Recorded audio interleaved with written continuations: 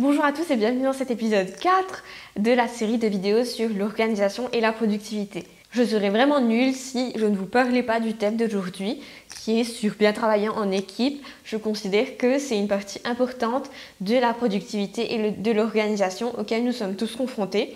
Bien sûr, pour certains, ça se passe très très bien et pour d'autres, ça se passe pas si bien que ça, donc je vous donne quelques astuces tirées de ma propre expérience. Point numéro 1, c'est que souvent quand on travaille en équipe, on a beaucoup plus à gérer la personnalité des gens plutôt que l'organisation du travail en soi. Donc les situations que je vous dis là, ça peut se passer au boulot, en famille, peu importe, à partir du moment où vous êtes en groupe. Donc l'idée bien sûr c'est d'anticiper un petit peu la personnalité des gens, qui va poser problème, à quel moment et qui, en fonction de sa personnalité, est mieux adapté pour une tâche que pour une autre. Ça ne sert à rien de confier une tâche, on va dire, subordonnée à quelqu'un qui a une forte tête dans l'équipe et qui va vouloir prendre en main plus de choses ou qui va poser beaucoup plus de problèmes dans la gestion d'une petite tâche. Donc cette petite photo que vous voyez là, c'est une photo que je trouve marrante et très représentative du travail en groupe et je trouve que ça reflète bien le type de personnalité qu'on retrouve bien dans un travail en groupe. Deuxième point concernant le fait qu'il y ait un meneur dans le projet.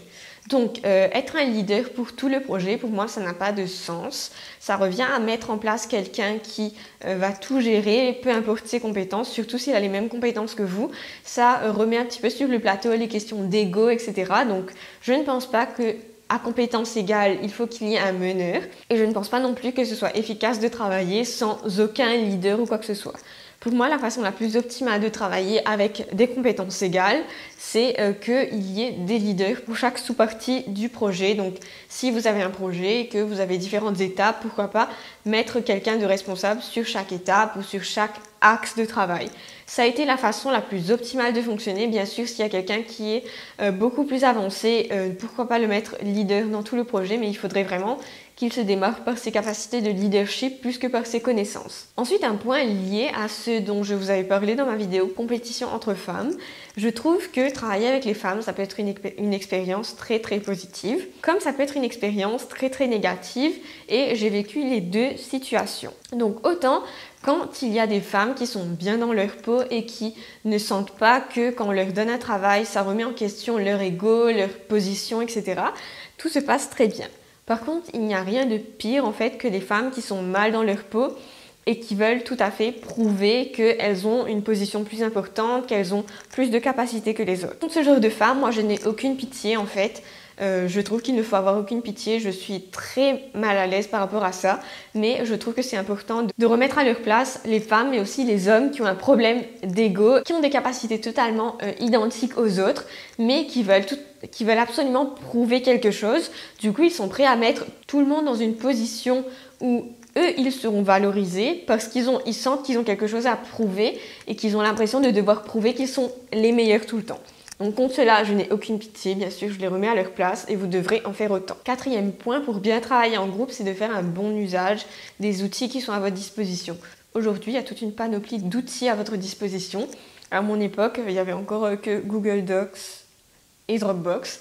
Et aujourd'hui, il y a quand même pas mal de choses. Et en fait, ces outils-là sont censés aider à la productivité, à mieux travailler en groupe, à mieux gérer les documents, etc. Je pense qu'il y a aussi beaucoup de gens qui passent plus de temps à en fait utiliser les logiciels plutôt qu'à essayer d'être productif.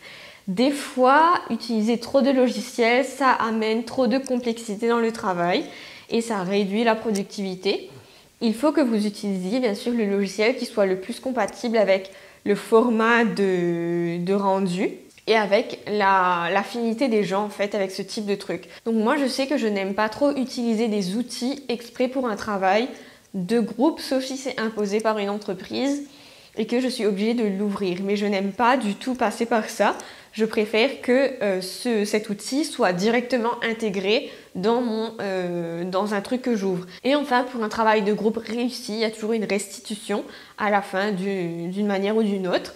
Et je trouve que c'est très important en fait que la restitution reflète le travail de tout le monde.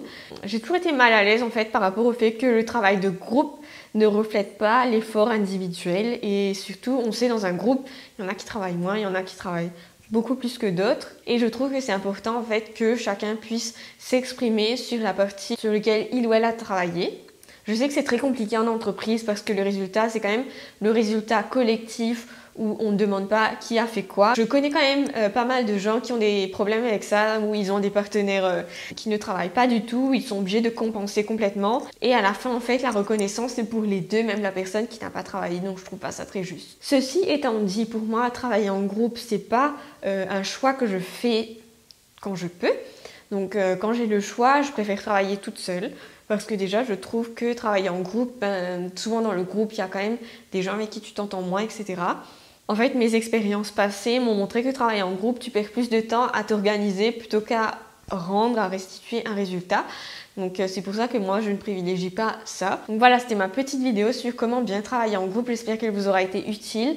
N'hésitez pas à me faire part de vos expériences au boulot, à l'université, etc. Je suis curieuse de savoir en fait ce que vous pensez là-dessus.